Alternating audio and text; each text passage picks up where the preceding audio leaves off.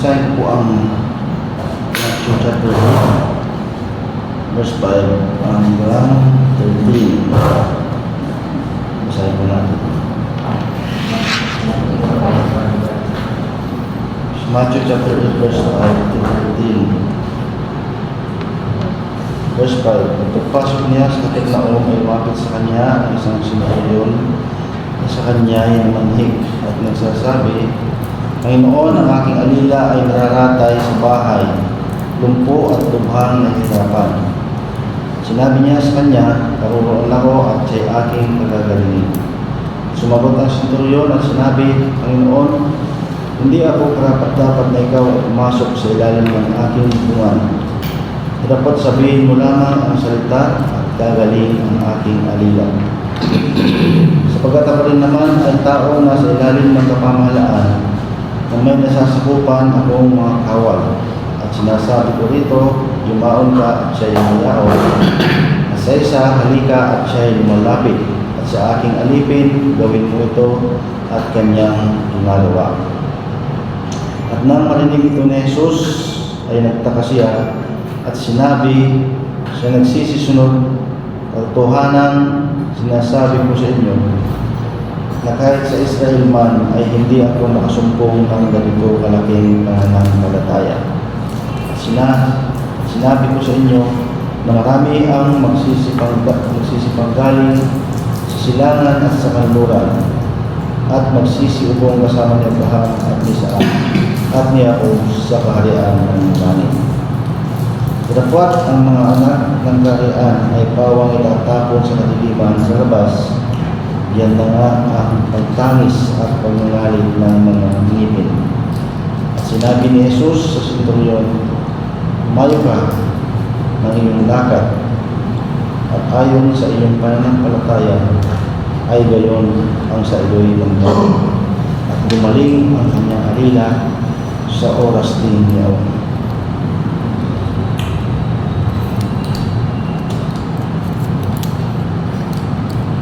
Dito po sa Matthew ay ating pong nabasa na ang senturyon mismo ang pumunta sa Panginoong Jesus. While dun sa Lucas chapter 7 ay ating pong nabasa doon na siya ay nakiusap sa mga elders ng mga Hudyo na puntahan nila ang Panginoon sapagkat nabalitaan niya na ito ay nagpapagaling ng mga may sakit. So nakisuyo siya sa mga matanda, mga Hudyo na mga matanda. Puntahan si Jesus at ipamanhik o pakiusap yung nais ng senturyon na pagalingin nawa ng Panginoon ang kanyang alipin. Sinabi ng mga inutusan niya na ang senturyon na ito ay mabait, mabuti sa atin, sabi nila. Mahal niya ang ating bansa at katunayan nga siya ay nagpatayo ng sinagoga. Siya ay karapat-dapat na tumanggap ng pabor mula sa Panginoon. So yun yung sinasabi sa Lucas.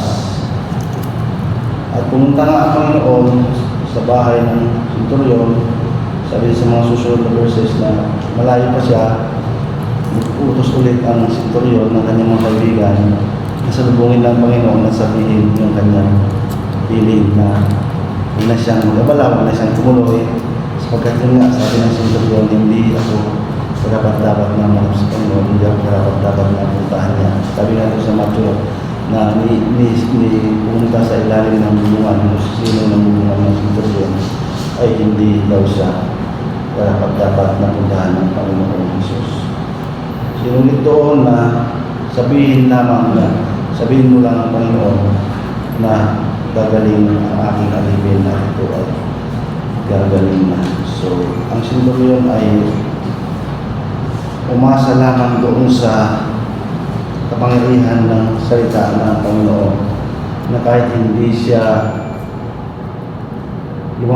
lumapit ang Panginoon doon sa kanyang alipin at ahikuin ang kanyang katawan upang siya ay gumaling, sumampalataya at naniniwala ang senturyon na kahit malayo ang Panginoon, basta sabihin lang niya na gagaling na ang kanyang alipin, ay gagaling ito.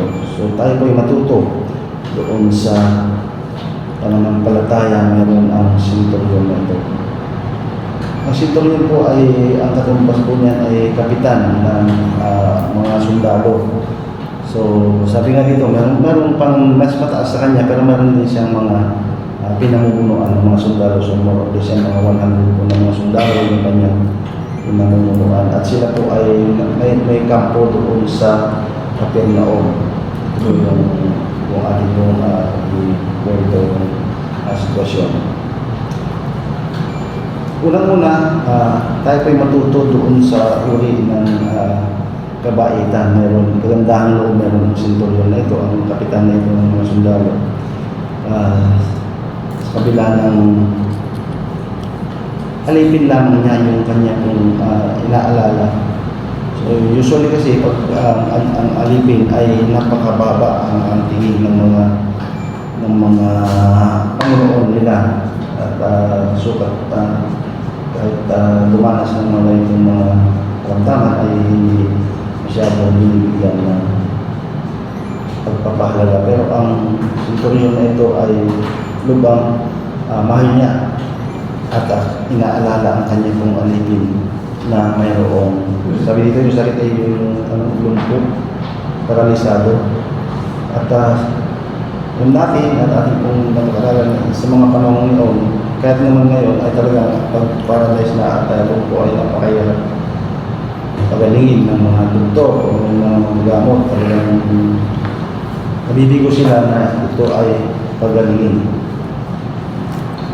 Balit, ang senturyon na ito ay hindi nga nawala ng pag-asa dahil sa kanyang pagpapalaga sa kanyang alipin ay siya ay namanhig sa Panginoon na umasa ang palataya na pagalingin nawa ng Panginoong Hesus ang kanyang pong alipin.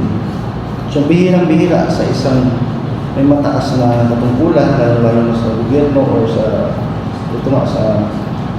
armed forces, na may mga ganitong puso na napakabuti sa mga gawang uri ng mga tao. Kahit na mismo kanila pong mga yung mga under sa kanila ng mga sundalo ay malayo yung kanila pong distansya sa isa't isa. Ang kanila pong relation sa isa't isa ay may gap dahil sa mga po ay opisyal at medyo mababa ang tingin minsan ng mga ibang opisyal sa kanila pong mga nasasakupan. Lalo na ito ay alipin. So kikita po natin dito yung kanya pong kagandahan loob. Tanda po natin, ang tinutukoy po natin dito ay hindi po Hudyo, sapagkat ito po ay Romano, sundalo na at siyempre ito po ay isang Hintil. So yung kanyang kabutihan, yung kanyang kababaang loob ay napakaganda na maging inspirasyon po natin bilang isang mga mananampalataya. Napakahirap magpakumbaba kung minsan ay meron kang mga ganitong posisyon na sa buhay, ay minsan ay napakahirap ng bumaba doon sa point na talagang kailangan natin humingi ng habag o awa sa Panginoon. So nabasa ko doon sa komentaryo ni sa Matthew Henry na kapag nasa kapandayan ng Panginoon Hesus, even ikaw ay nasa pinakamataas na posisyon, yun nga sa forces, sa gobyerno, ano ng mga posisyon na pinangahawakan, ay kung tayo ay lalapit o kaya ay lalapit sa Panginoon Hesus, ay ang katumbas na lang noon ay parang pulbi, sapagkat darating ang panahon at darating na tayo ay hihingi talaga ng awa sa Panginoon at maisasantabi lahat ng ating mga pinangahawakan na mga posisyon, mataas na karangalan ay parang pulubin na lamang ang katumbas nito. Pansinin po natin yung sinabi ng Centurion na hindi ako karapat-dapat. Maski pumasok kayo sa bubong sa ilalim ng muna ng bahay ay hindi ako karapat-dapat. So yung kanyang pagiging hindi karapat-dapat ay nakita niya noong siyempre hindi naman ito nangyari lang na biglang nabalitaan niya na ang Panginoong Jesus ay yung papagaling. Siyempre napaka ano na ito na alam niya kung sino ang Panginoon. Actually dito nga sa translation na ito, tinawag nga niya Panginoon ang Panginoong Jesus sa ibang translation Ginoo. So yun, nakita ng Centurion yung kanyang kalagayan doon sa harapan ng isang banal na Diyos.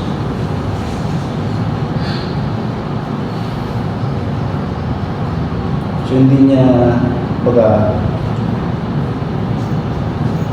sinaalang-alang yung posisyon niya, yung mga kagandaan loob niya, kabutihan niya, pagdating sa harapan ng banal na Diyos ay totally siya ay nagpakumbaba at dumating doon sa point na nakita niya yung sarili niya na hindi siya karapat-dapat sa Panginoon, na lapitan man lang ng Panginoon or makituloy man lang sa kanyang bahay. So, kapag tayo po ay nasa liwanag, saka lang naman talaga natin na kikita yung ating karumahan, yung dumi ng ating katawan, dumi ng ating mukha, kung tayo nasa liwanag, kung tayo nasa salubin. Saka lang natin nakikita ay naroon pala, ay ganito pala. Pumunta ka lang o may huling mukha. Ganun sa Panginoon pag tayo ay lumaki sa Panginoon, talagang makikita natin yung ating karunihan, yung ating magiging makasalanan sa Kanya. Dahil sa Kanyang kabanalan, napakalayo kasi ng agwat, kaya obvious talaga. Kitang-kita natin kung sino tayo sa harapan ng Panginoon, kung tayo ay lalapit sa Kanya. Ito po yung nangyari sa Centurion, na hindi po ako karapat-dapat. Minsan yung faith natin, hindi pwedeng faith lang na hindi ito kasangkap Kasama ito palagi. Kaya sa ulit-ulit ko namin sinasabi na yung faith ay palaging kasama yung pagpapakumbaba, yung kababaang loob. Palagi yan, hindi pwedeng faith ka, pero mapagmataas ka naman, hindi ka naman nagpapakababa sa Panginoon. Ano yung faith? Ano yung paano mo maipapakita yung pananampalataya kung hindi ka naman nagpapakumbaba sa Panginoon. So, ito po yung matulog natin sa Centurion na meron siyang hinihingi sa Diyos sa Panginoon Jesus na hindi niya nasubukan kasi hindi lang na-record nito, talagang ito ay kasi kung ating pong pag-aaralan po ito ay talagang dahil sa kanyang pagpapahalaga sa kanyang alipin ay pinagamot na niya ito sa mga ibang hulaman. Pero sila ay nabigo at hindi nila kinaya yung kanyang karamdaman at dahil sa kanyang masitiling paghingi sa Panginoon ng biyaya ng pagpapagaling sa kanya itong alipin ay sugat na kanyang igilid o lahat, pati ang kanya itong posisyon bilang isang mataas na opisyal ng sundalo. Ating pong ikukumpara ngayon, kapatawag lang yan. Diba? Kapatawag lang yan. Pare, sa Lucas na hindi nangyari. Pero hindi yung kapatawag na parang may yung lang siya, papasundo ng mga tauhan na hindi, nakisuyo pa nga siya doon sa mga maratanda na mga Diyo na makisuyo sa Panginoon na pagalingin ng kanyang alipin. So, kukumpara natin ngayon, ano lang na puntahan nyo kasi mga gamot na ito, dalhin nyo dito, pagalingin nyo itong alipin ko. That's an order. Diba? Yes sir. Puro yes lahat. Pero ito, makikita yung kanyang kababaan ko at pagtapa kumbaba. So yun, yung kanya pong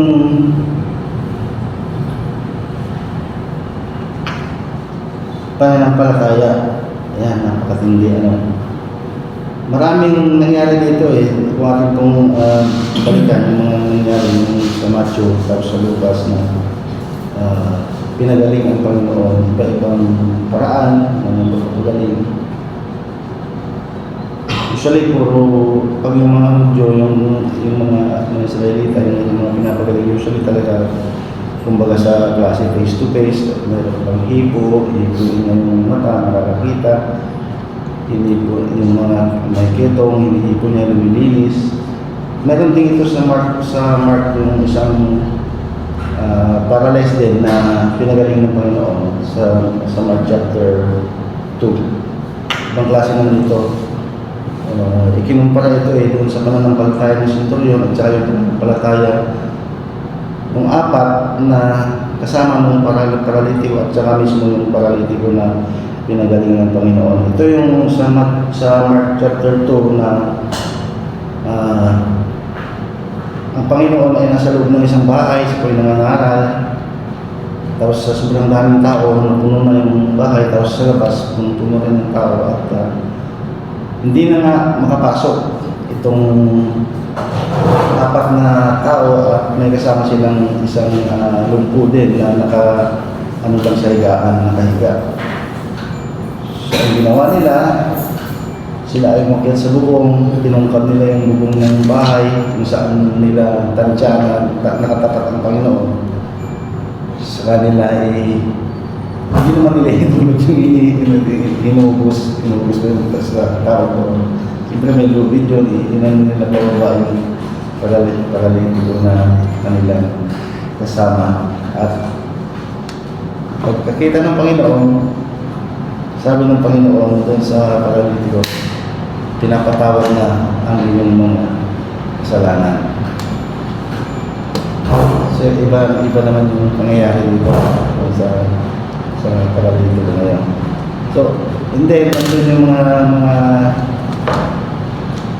alam niyo naman itong mga stalker ng Panginoon, di ba yung mga eskriba, mga Pariseo, sila yung mga isip na bakit ang tao nito ay sinasabi niya yung mga ganito na siya ay nagpapatawad ng mga kasalanan. Natin na ang gusto namang ang pagpatawad ng mga kasalanan at siya ay namumusong na. At sinabi ng Panginoon dahil nabasa niya ang isip ng mga tao,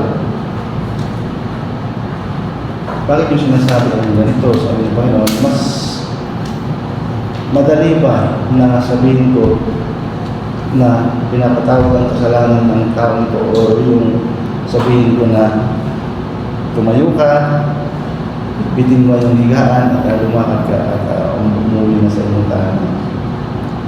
So dahil sabi ng Panginoon, dahil gusto niyang ipaalam sa mga tao na siya ay Diyos at may kapangyarihan sa magpatawag ng kasalanan, nangyari na pinagaling din niya ang lumpo na ito. So sabi din ng Panginoon sa iyong pananampalataya, natin siya na manghati siya dun sa pananampalataya nila, yung kanilang aksyon na hindi sila nawalan ng pag-asa, pati bubong ng bahay ay binutas nila para lang mailapit ang kasama nila na lumpo sa Panginoon at mapagaling ng Panginoon. Pero ito ay nandun mismo sa tabi ng Panginoon. Pero ito naman ay malayo. Kaya hindi na nga pinatuloy ng senturyon ng Panginoon para pagalingin ng kanyang alipin. So tayo po, pag-hambing-hambingin natin, pwede naman kung paano yung kanilang mga pananampalataya. Mas malakas ba yung senturyon? Mas malakas ba ito ng apat na may dalang lumpo din at saka yung lumpo mismo na pinagaling ng Panginoon. Pero iba-ibang kaparaanan lang kasi yung pagtugon ng Panginoon sa kanila kung mga kahilingan. Pero ang point ko doon ay palaging sinasabi ng Panginoon, pinagaling ka ang iyong pananampalataya. Ang iyong pananampalataya ay nangyari ang iyong hinihiling. So yun, yung faith ng centurion ay maaaring kakaiba nga kaysa yung faith ng apat at saka yung isang paralitiko na pinagaling ng Panginoon. So tayo bilang isang nanampalataya ngayon, kung i-apply natin sa ating mga buhay, malayo talaga sa atin ng Panginoon, hindi natin makita personal, hindi kagaya natin ng mga Hudyo nga ito nung nag-ministry pa ang Panginoon Isus na personal na nakakasama ang Panginoon at personal na hinihipo ang kanila pong mga karamdaman upang gumaling. Pero tayo talagang hindi naman talaga natin. Pero ang isang nanampalataya ay alam natin na ang banal na Espiritu naman ay nasa ating pong mga buhay na at hindi na po umaalis. So, parang ganun din na talagang tayo ay malapit sa Panginoon. So, why not na hindi tayo mag-pray din sa Panginoon kung meron po tayo mga nais na mangyari sa ating mga buhay, sa buhay ng ating pong mga mahal sa buhay, even din kahit dito sa ating pong mga kasambahay o mga nais natin idulog sa Panginoon. So wala nang posible sa Panginoon kung tayo ay sumasampalataya. So yun, ano naman yung alam natin na sa mga ginagawa ng Panginoon ito ay kasama doon sa kanyang ministry. Ayun nga, siyempre maraming tao kasi maraming gustong magpagamot, maraming gustong kumain. Pero ang Panginoon ay alam natin na siya ay napaka-talinong guro. Siya yung pinaka-matalinong guro at alam niya kung ano yung lang yung ginagawa. At ang pinaka-main point dito ay yung bahagi niya ang Ebanghelyo na yun naman talaga yung tutulong sa dyan, yung pagalingin ang ating pong mga kaluluwa, hindi yung ating physical lang na katawan. So, dito po ay tuloy-tuloy lang na pinapatunayan ng Panginoon ang kanya pong pagka-Diyos at yun nga, pagiging Diyos. Sapagkat doon sa Mark nga, doon sa yung sinabi niya doon sa mga skriba, mga Pariseo na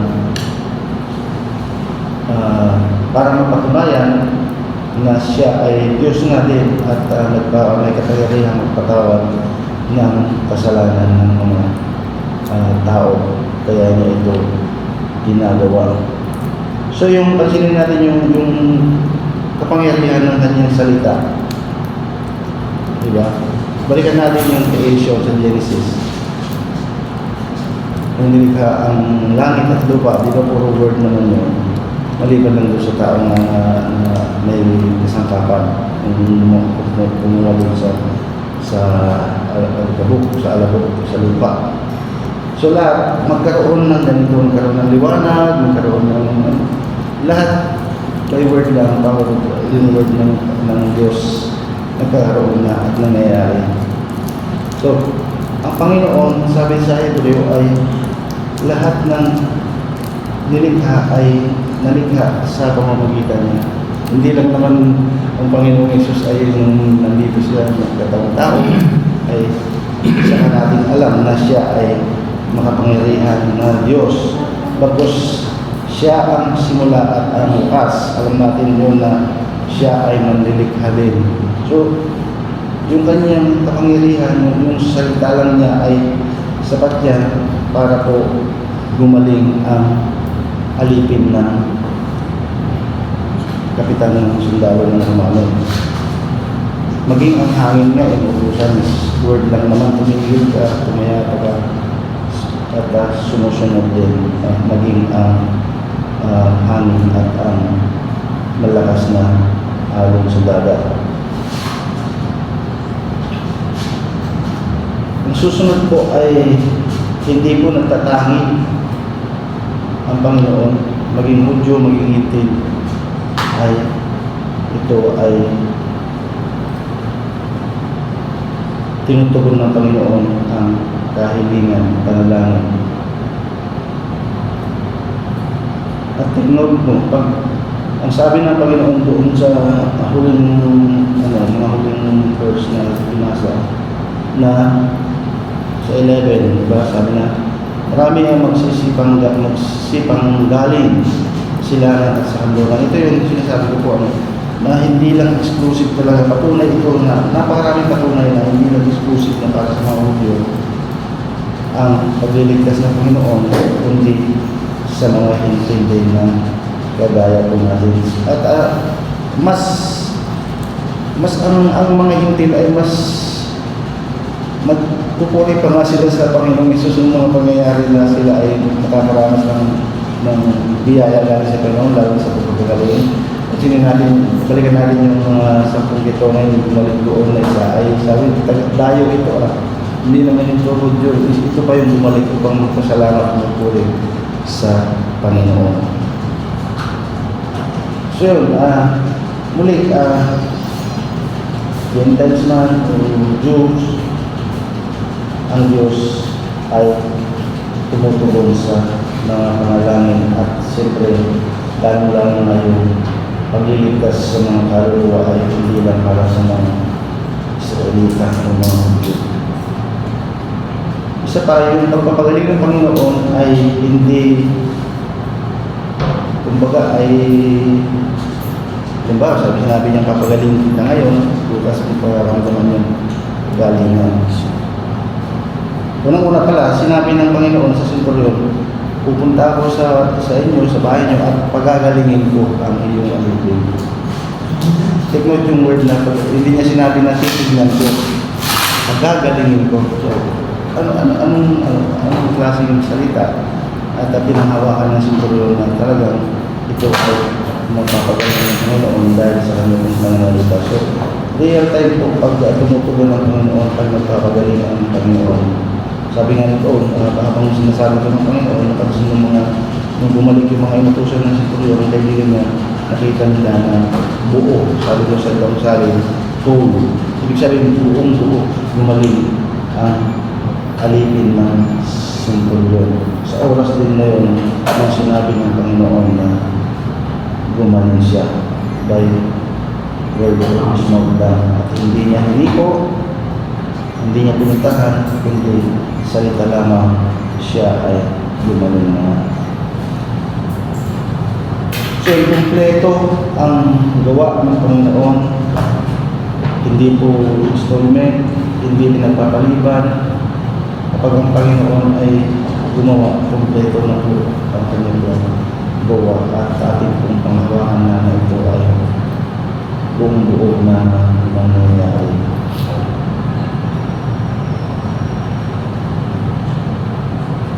So yun, either dito sa Matthew or Luke, magkaiba yung nilibot nito ni Matthew at saka ni Luke na pangyayari.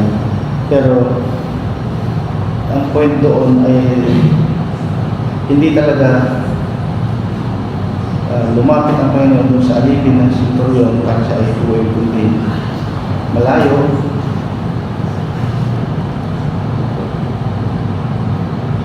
At ang pananampalataya ng Centurion, kahit hindi nga puntahan ng Panginoon ang kanyang alipin, sabihin lang niya, nagagaling na, ay gagaling na sa kanyang karamdaman. So yung humility ng Centurion, yung kanyang pagkakilala o sa kanyang sarili na siya po ay hindi karapat-dapat, talagang nagpapatunay ito na kilala niya kung sino ang Panginoong Isus. Hindi lang ng gagamot, kundi ito ay Diyos talaga na nagagawa ang kanyang naisip. Kasi nga sabi nga ng mga iba, diba? Hindi ito nagagawa ng ordinaryong tao. Diyos lamang ang nakakagawa ng mga pangyayari ito. So yun po, sana ay natuto at encourage po tayo sa pangyayari ito doon sa buhay ko ng isang mataas na opisyal ng mga sundalo ng Romano.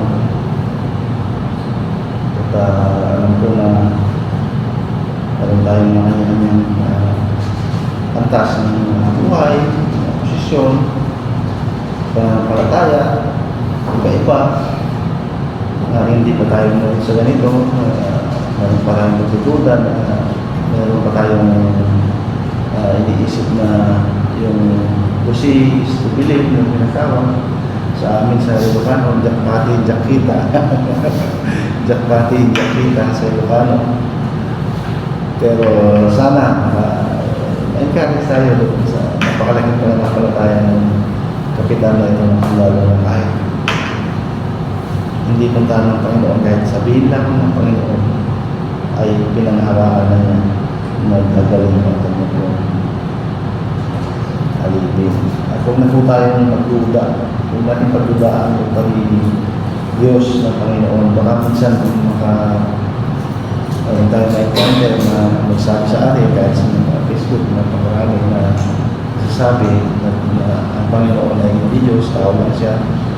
Alam natin yan. Ito, sapat na ito na hindi na kailangan natin isa-isahin natin. Dito pa lang, sapat na nakatunay na ang Panginoon ay Diyos. Yun pa lang mismo magsabi mga ito mismo na Diyos lamang ang pagpatawad ng kasalanan. O ginawa ng Panginoon, patawad siya ng kasalanan. Ibig sabihin, siya ay tunay na Diyos at kasama siya doon sa creation, doon sa paglalang, langit at lupa, kasama ng Panginoon doon. Dahil walang halika, kundi Diyos, kundi sa pamamagitan niya. Ganun kapangyarihan ng kanyang salita ay tunay na nangyayari.